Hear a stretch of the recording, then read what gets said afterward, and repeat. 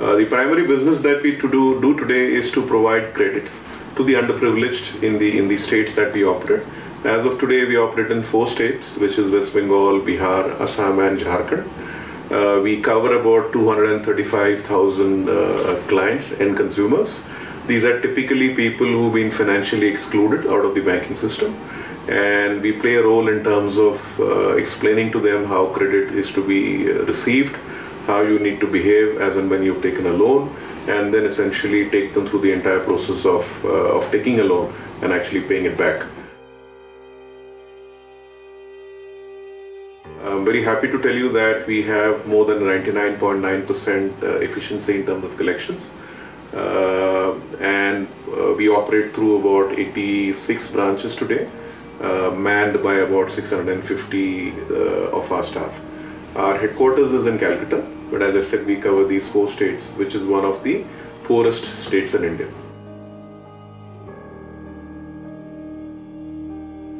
It's our belief that apart from credit, which is a key sort of primary requirement, he or she also requires insurance, micro pensions, help in terms of helping open a bank account, mobilizing savings into that bank account, remittances, investments, and also third-party products.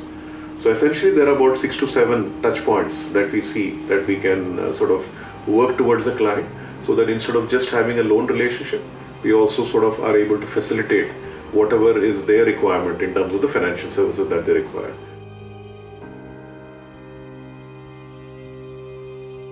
So we believe that we have now learned a lot in terms of that process, which we've institutionalized in the form of a toolkit, which could help us in looking at other opportunities which are available in the 10 low-income states that we want to enter into. So that is the first difference. The second difference of the USP that we claim is compared to a lot of other peer companies of ours, which are primarily focusing on providing plain standardized credit products. Right? We see ourselves transforming ourselves from being a loan company into a financial inclusion player. We are hoping that over a period of time, the tough regulations which the regulator has put in the market after the AP crisis which happened will loosen up, and we can really sort of help families evolve from that first loan on to probably the second and the third loan, and then essentially move on to the other members of the family, apart from providing them a single window financial inclusion services. So you help them open a bank account, you help them subscribe to either pensions or insurance based on the kind of appetite and the requirement which is there on the other side. You help the lady probably remit money from her account to her son who's probably studying in a city. Right? You can probably help the husband who's working in a particular city send back money to his family back in the village. You probably help them with products like fixed deposits that you can actually work with the bank. And the way we plan to track it is that if I am interacting with about 230,000 customers today with just one loan account, right? So almost my number of customers is equal to the number of accounts that I deal with on my system. Over a period of time, we plan to have at least 2 to 3 accounts per client that we deal with. So one could be a credit account, which is a loan account with us. The second could be a banking account that we've helped facilitate open and mobilize savings into. The third could be either a micro pensions or an insurance kind of place. So eventually we will track it with a financial inclusion index. Right? So if I have an index of, let's say, as I said, 6 to 7 relationships that are possible with a customer, and let's say even if half of them is really the target audience that I'm working with, the number of accounts divided by the number of clients would essentially give me an indicator of the kind of financial inclusion penetration that happens. So the impact that it creates is that the pure organic growth would give you a certain scale at which you can expand and the impact that you can create. Right? So if I'm able to consolidate an entity which is, let's say, half our size, suddenly overnight you're able to actually address far higher number of customers. And those number of customers today with the other entity probably would just be getting a loan, and that too based on the funding that that company gets. Whereas with us being a bigger organization, with the consolidation, essentially you are able to dramatically multiply the number of clients that you're dealing with. I think the most important do is over communicate, right? So rather than being measured in terms of communication and doing it only when it is need based, the biggest learning that we've had is to over communicate at all levels.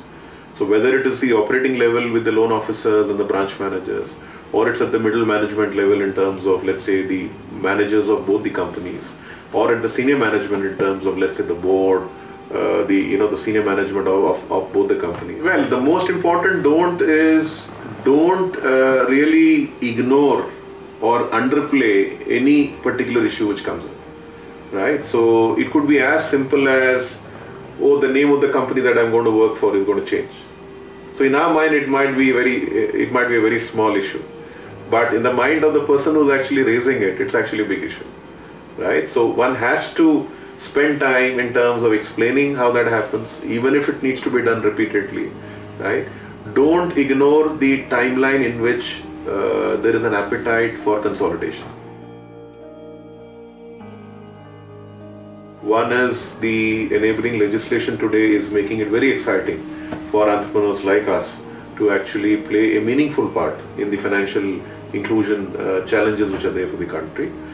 Second is the fact that when you have good investors backing you and when there is sufficient interest in actually helping you expand to that next stage, there is enthusiasm. You are able to get together a group of people who can see realization of their dreams going ahead.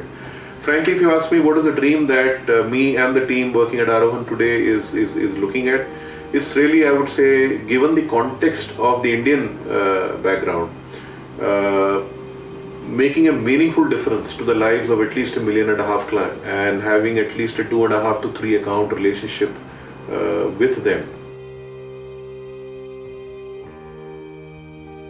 No, I think the first bit of advice is to basically say that if don't just try to repeat what somebody else is doing, right? Because you frankly need to believe in what you're doing, and you need to have clear differentiators in terms of what your business model is vis-a-vis the others.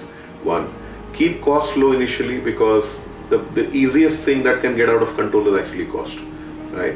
Scale as much as you need within the limited monies that you have to provide proof of concept. Because apart from the possible investor that you need to talk to tomorrow, you need to be convinced first yourself. Having done that, it's very important that you assemble with you a group of equally committed, equally focused individuals. Because at the end of the day, especially in a startup, right, what really makes the difference is people. You really need people who are good team players. Some people might be excellent from a functional perspective, right? But you cannot afford too many people who are not team.